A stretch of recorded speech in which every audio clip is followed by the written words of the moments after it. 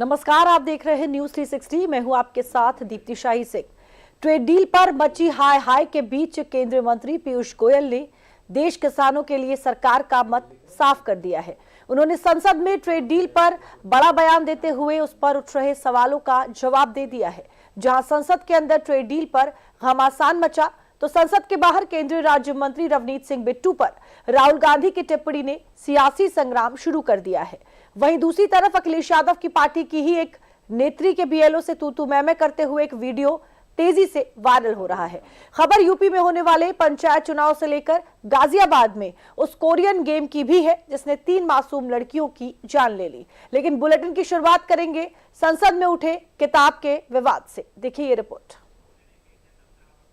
भारतीय पक्ष अपने संवेदनशील क्षेत्रों विशेषकर कृषि और दुग्ध क्षेत्रों के हितों की रक्षा सुनिश्चित करने में सफल रहा है। संसद का बजट सत्र लोकतंत्र का सबसे बड़ा मंच, जहां देश की अर्थव्यवस्था, किसान का भविष्य और भारत की वैश्विक हैसियत पर चर्चा होनी चाहिए। लेकिन बुधवार को भी लोकसभा का माहौल कुछ और ही कहानी कह रहा था। एक तरफ वाणिज्य मंत्री Piyush Goyal Bharat America tariff deal को ऐतिहासिक बता रहे थे, तो दूसरी तरफ विपक्ष नारे हंगामे के सहारे सदन की गरिमा को तार-तार करने में जुटा था। वार्ताकारों ने पिछले 1 वर्ष में विभिन्न स्तरों पर गहन बातचीत की है।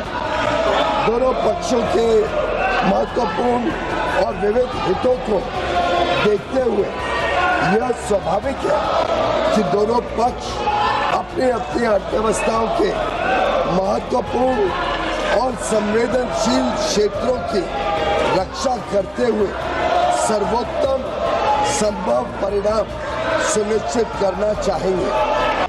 बुधवार को बजट सत्र के छठे दिन लोकसभा में जो तस्वीर सामने आई, उसने एक बार फिर विपक्ष के रवैये पर गंभीर सवाल खड़े कर दिए हैं।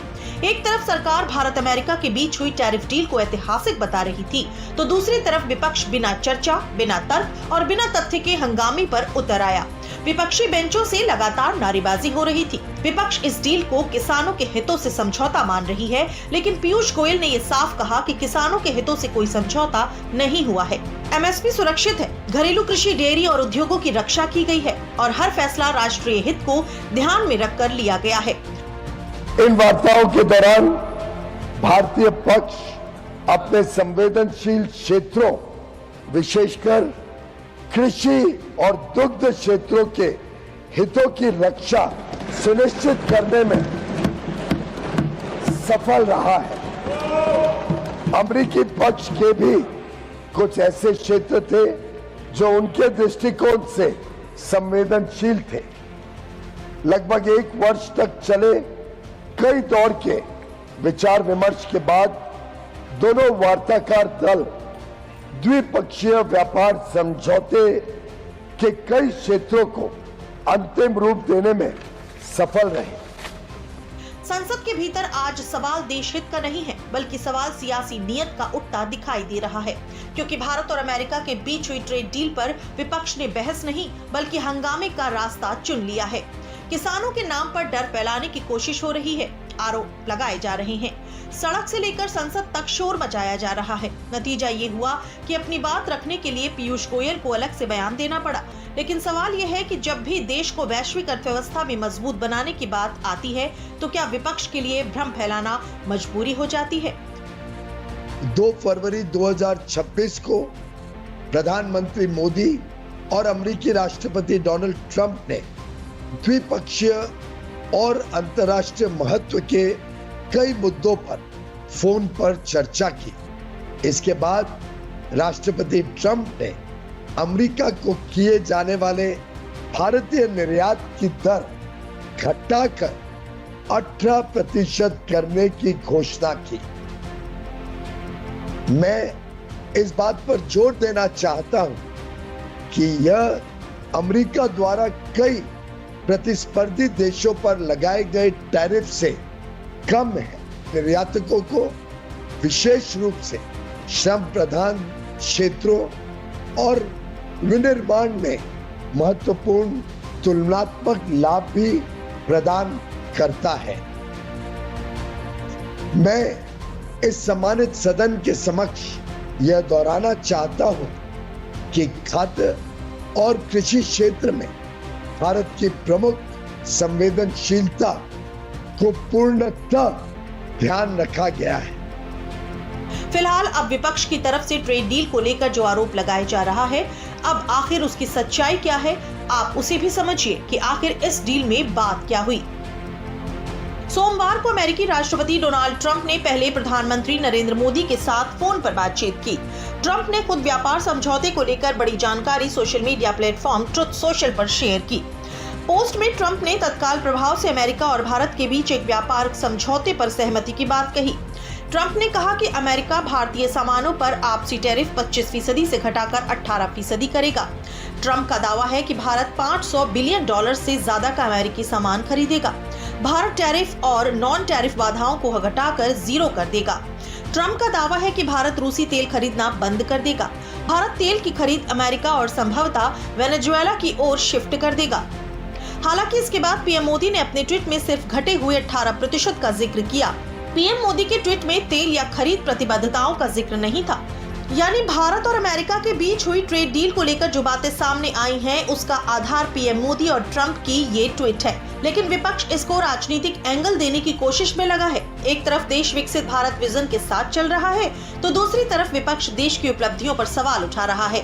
ट्रेड डील के बाद बुधवार को राहुल गांधी ने जो किताब पब्लिश ही नहीं हुई है, उसको लेकर भी सरकार पर निशाना साधा।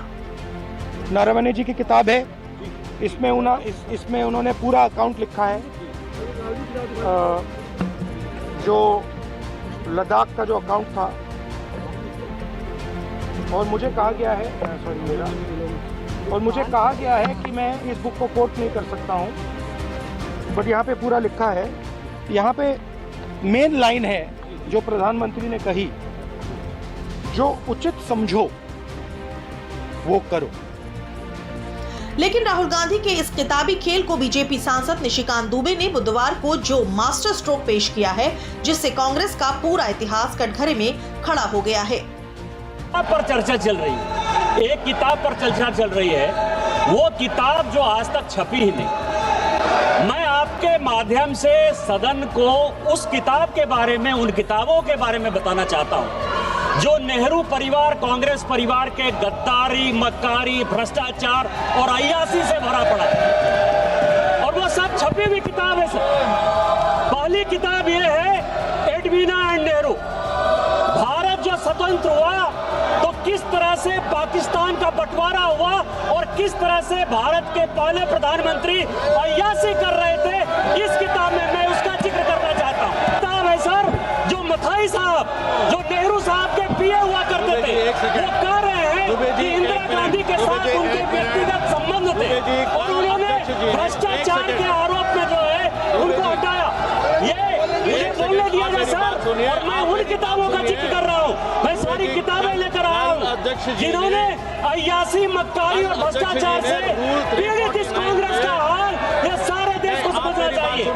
ये किताब है ये सर, किस तरह से उन्होंने भ्रष्टाचार के आधार पर, किस तरह से भ्रष्टाचार के आधार पर इस सरकार को चलाया और 10 साल तक जो है किस तरह से करप्शन किया।